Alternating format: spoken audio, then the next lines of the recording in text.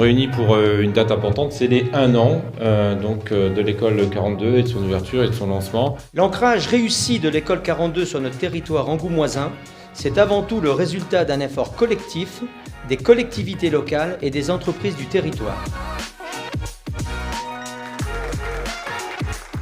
Après mes études, on m'a proposé un CDD et un CDI, mais je sentais que c'était pas vraiment ce que je voulais faire, que ça me plaisait pas. Et j'avais eu l'occasion de parler avec quelques développeurs durant mes études et dans mes expériences professionnelles.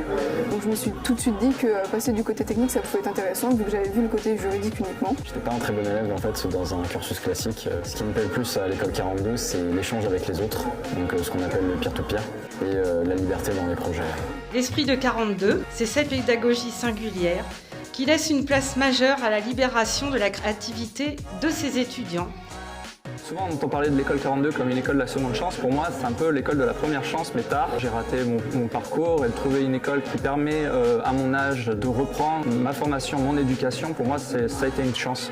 1 an après, on voit les étudiants sont là, 170 comme l'a rappelé Xavier, mais nous allons monter en puissance. On ne pourrait pas le faire si on n'avait pas l'aide des mécènes, les partenaires.